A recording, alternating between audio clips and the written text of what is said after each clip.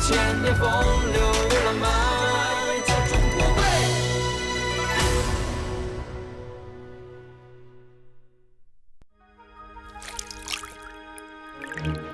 Despite the fact that the human tongue is blessed with some 10,000 taste buds, human beings can only perceive 5 distinctly defined tastes: sour, sweet, bitter, spicy, and salty.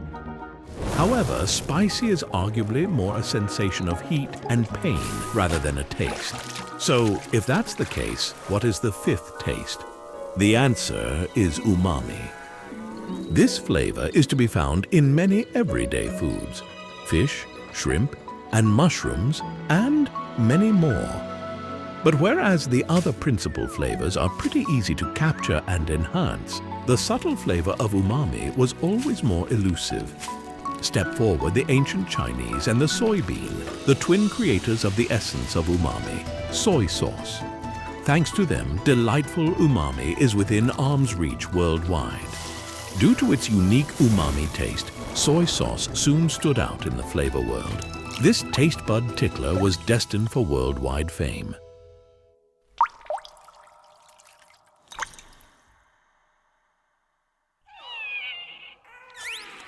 Soybeans, peas, mung beans, and broad beans. Common legumes all known by the same name in ancient China, shu. Said to resemble a hand-picking bean pods, this ancient Chinese character became a collective term for all beans, which were then classified as one of the so-called 5 grains. Domesticated some 8,000 years ago, the soybean emerged as an important crop in China around 2,000 years ago. But it would be a mistake to think the ancient Chinese thought much of it as a foodstuff. All that, however, was about to change. Something that was brewing would change the destiny of this humble bean forever.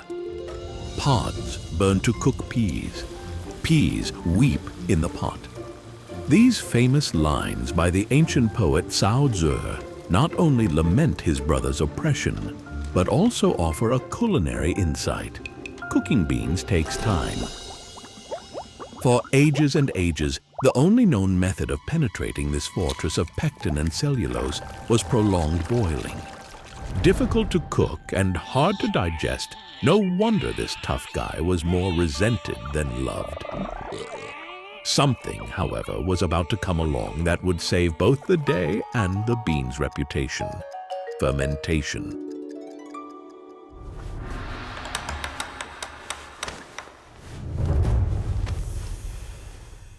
Prepare the starter in spring, sun-dry the paste in summer, and press for sauce in autumn.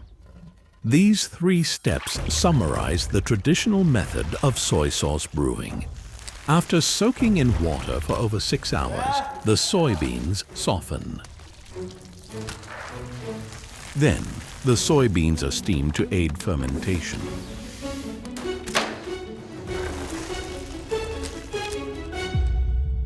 Once they naturally cool below 40 degrees Celsius, master brewers promptly add flour. The flour creates a layer that helps protect the moist soybeans from bacterial contamination. The mixture is then blended, evenly spread, and covered with a thin, wet cloth to prevent drying. The stage is now set. Time for the limelight to fall on the star of the show, the microorganism known as Aspergillus oryzae.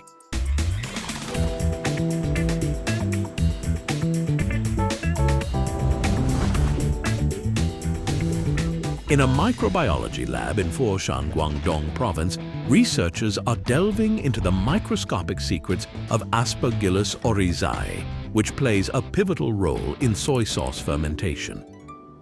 现在屏幕上这个是我们的米曲霉孢子，我们可以看到，在荧光的情况下，较为清楚地看到里面的这个细胞核的一个数量。This makes it quite different from typical fungal, which usually have just a single nucleus. Armed with this attribute, Aspergillus oryzae cells have a massive natural advantage when it comes to reproduction. Thanks to its amazing survival and reproduction capabilities, Aspergillus oryzae became the stalwart pillar of the brewing industry. Rapidly breaking down food into amino acids and sugars with its enzymes, fermentation at the hands of this microscopic hero means umami and sweetness aplenty. The distinctive flavors of soy sauce, bean paste, and rice wine all can be credited to Aspergillus oryzae.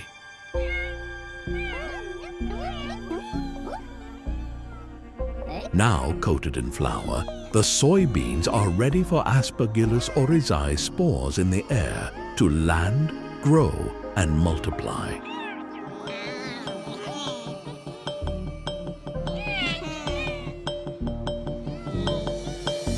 In the small room where Chu, a fermentation starter, is cultivated, an invisible microbial world unfolds. During every Chu making season, Master Zhu is the most attentive in the cultivation room. 这是2个。这个温度对米曲梅的生长是很关键的，温度低了它不长。我们要通过炉子来调节。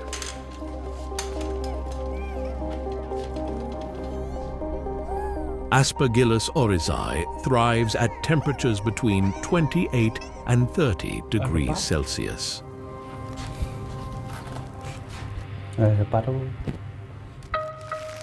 With careful attention, the mycelium begins to grow about a day later, connecting the soybeans into clumps.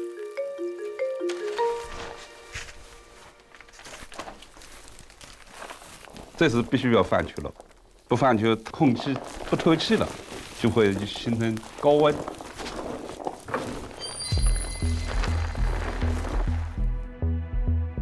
The temperature fluctuations give unwanted microbes an opportunity to grow, forcing the diligent Aspergillus oryzae to divert its focus to combating these contaminants.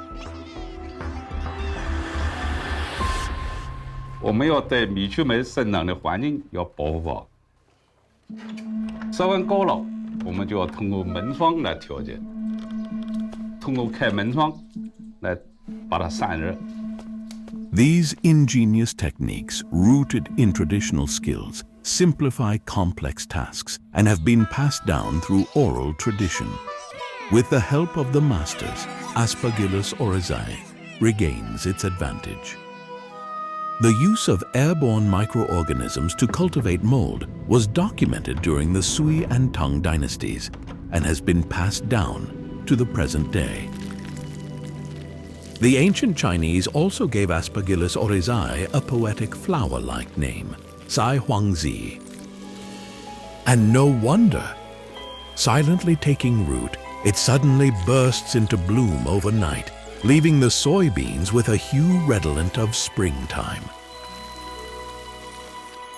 毛茸茸的，绿色的，就是成熟的。对，也是落毛。可以入缸了。 The yellow-green mycelium covering the soybeans marks the success of fermentation.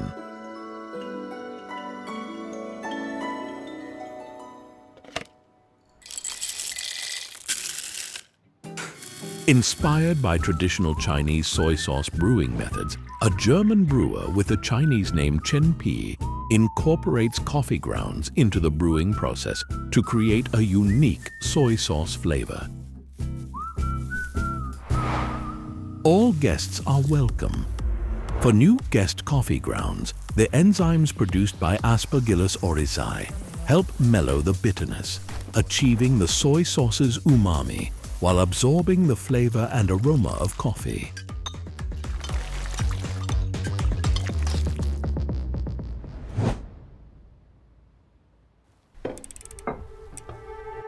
酱油的话呢，含有很多的氨基酸，其中一个是谷氨酸，也就是我们味蕾上所能感到的鲜味。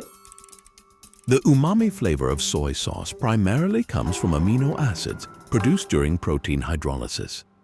The higher the protein content, the more amino acids are generated, resulting in a stronger umami taste.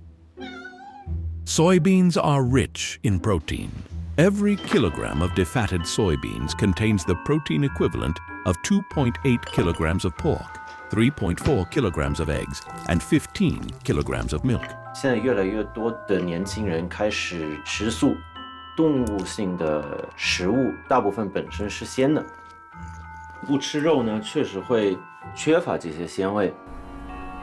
酱油的话，它可以代替很多荤类含有的氨基酸。不错。 In Chinese culinary culture, the notion denoted by the word umami has a very long history. However, it remains a relatively unfamiliar concept in the West, hence the borrowing of the word umami from Japanese. When Chen Pi arrived in China, he was amazed by the nation's long history of pursuing umami flavor. The earliest form of the Chinese character for umami consisted of 3 fish symbols, reflecting the early Chinese's extraordinary culinary experience with fish. Later, the character combined fish and sheep symbols, indicating an expanded understanding of umami. To preserve umami longer, the ancients learned to make sauces. Around 3,000 years ago, a Zhou dynasty emperor once tasted 120 dishes in a feast, each paired with a different sauce. At that time, sauces were made from various meats. Later, soybeans, the king of plant-based proteins, replaced meat as the main ingredient for sauces. Ancient Chinese discovered that the liquid extracted from these sauces was incredibly flavorful, leading them to explore fermentation to extract more liquid. The brewing process of soy sauce was clearly recorded in a Yuan dynasty cookbook. Over time, soy sauce became distinct from other sauces, and people began brewing it specifically to capture its rich umami. The brewing methods recorded in ancient texts are mostly still followed today. During rare sunny breaks in the rainy season, the masters must quickly move the prepared chew into the fermentation vats in the sun-drying area. They add bamboo scoops and soybean chew.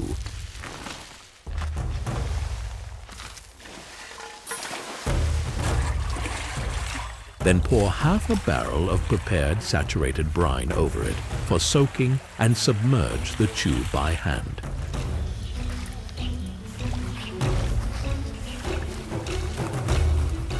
According to traditional methods, sun drying is a crucial step in soy sauce brewing, during which time, color, aroma, and flavor gradually develop.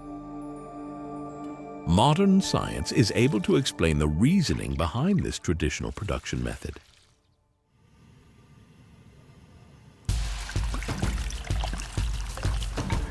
Take barbecued meat, for example. While beef, pork, and chicken are all rich in protein and flavor, it's only when the proteins break down and their amino acids react with reducing sugars in the food or marinade that a quantum leap in flavor is achieved. This is down to the process known as the Maillard reaction, which results in the development of a caramelized brown surface layer that releases the hundreds of aromatic molecules that together create the mouth-watering aroma of grilled meat. Similar to barbecue, the sun-drying process for soy sauce also involves the 3 key elements of the Maillard reaction: protein, sugar, and high heat. The sun-drying is akin to roasting with flames. While the Maillard reaction occurs relatively quickly in the case of grilled meat, it takes much longer when making soy sauce. After at least 6 months, the soybeans are remarkably transformed and reborn as soy sauce.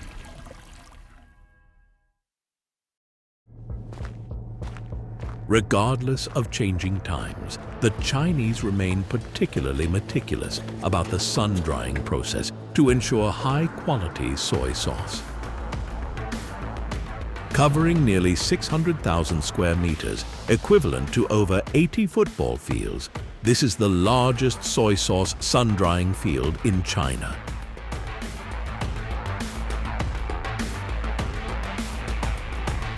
Traditional large ceramic vats have been replaced by giant sun-drying pools up to 2 meters high. While modern management has boosted production efficiency, patience is still key to enjoying quality soy sauce.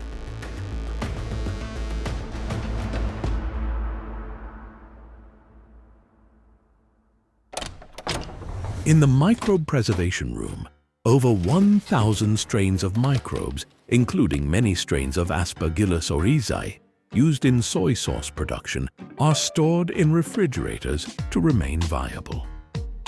Even strains collected over 60 years ago are still active, ready to be revived at any time. 这个是我们选育的2个不同的菌种，一个菌种的颜色是偏黄，一个颜色是偏绿。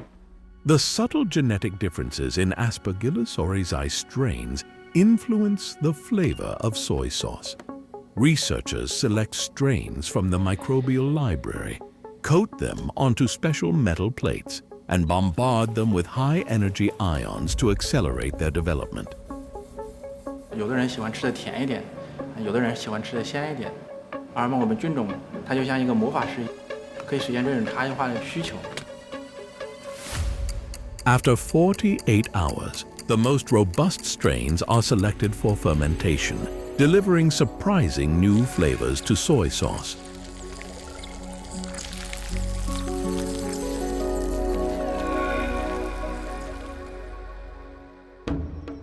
Over millennia, the art of brewing soy sauce has evolved from invention to mastery and innovation. The term soy sauce first appeared during the Song dynasty.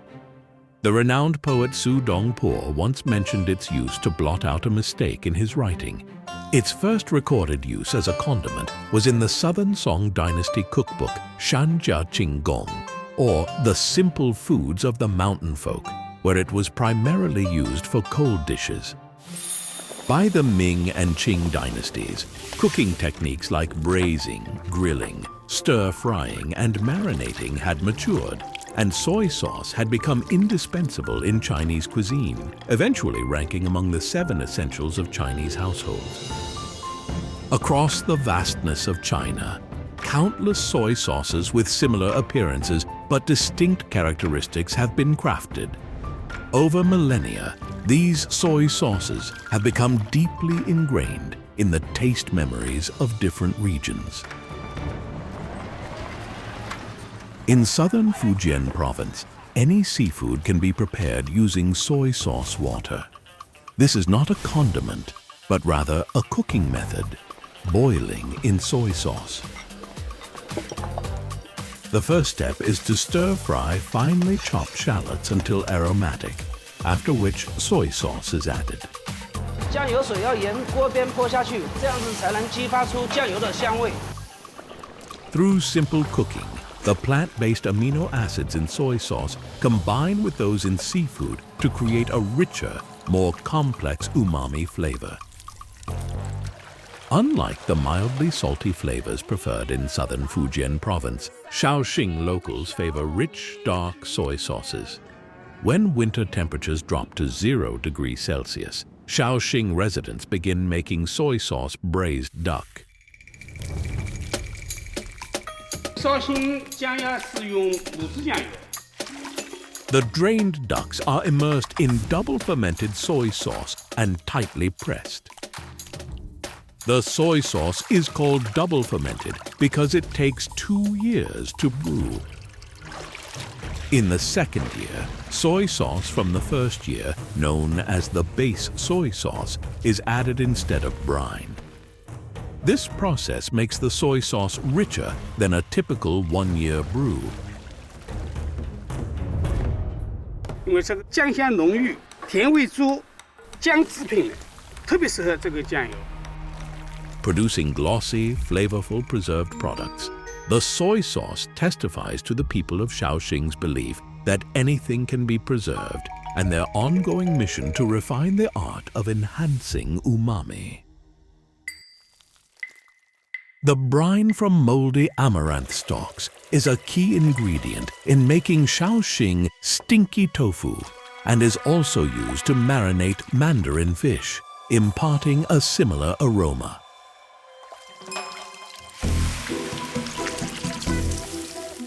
The double fermented soy sauce is the crowning touch in cooking, creating a wonderful interplay of smell and taste. 上菜的时候还是有点臭的味道。 Taking a brave first bite of the fish, you'll find the stink replaced by a flood of umami. 吃起来我觉得还是挺好吃的。点几个米饭吧。对，能够下好几碗饭的感觉。 The stinky element enhances the umami with its unique charm. In Chinese cuisine, salty and sweet flavors have always vied for dominance. So, how to strike a balance between the two? Huai'an's white soy sauce provides an unexpected answer. Soft braised eel is a delicacy in Huaiyang cuisine. Before serving, the chef adds white soy sauce, whose distinctive oil-like hue preserves the natural color of the ingredients. Its umami and subtly sweet flavor align perfectly with Huaiyang cuisine's principle of light and authentic taste. The secret to the white sauce's refreshing quality lies in its sun-drying fields. Lifting the lid of the fermentation vat, there's one thing that strikes you immediately. Not a single soybean, only a paste-like wheat sauce. 我们酿造这个白糖酱油不用大多数原材料，用小麦面粉，所以酿出的油颜色很淡。 In the battle of soy sauce flavors, the soybean to wheat ratio plays a crucial role in shaping the taste. Soybeans, rich in umami, usually dominate. White soy sauce, however, stands out as an exception, using 100% wheat to deliver an unprecedentedly sweet flavor.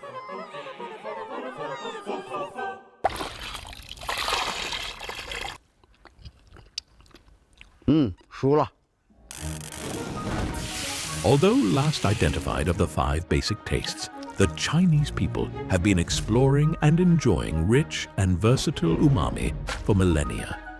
Made of the simplest ingredients, it is yet able to bring together and harmonize a world of flavor. With persistence and patience, even decay itself is redeemed by the power of fermentation and turned into gold for the taste buds, umami. Beginning with that first drop of dark, glossy liquid extracted from the soy vat, soy sauce embarks on its journey. While some bold, intense varieties deliver a powerful sensory hit, others more subtle and delicate linger gracefully. But the essential fact is this: endlessly diverse in style and bringing the power of umami to countless households, soy sauce is a force to be reckoned with. 春风望故乡，无色饮，却壮烈。母为土，作为家，情丝绵绵，颇配新曲大荷花。湛湛玉露将新酿造，山高水悠长。人来流往，卷起千层。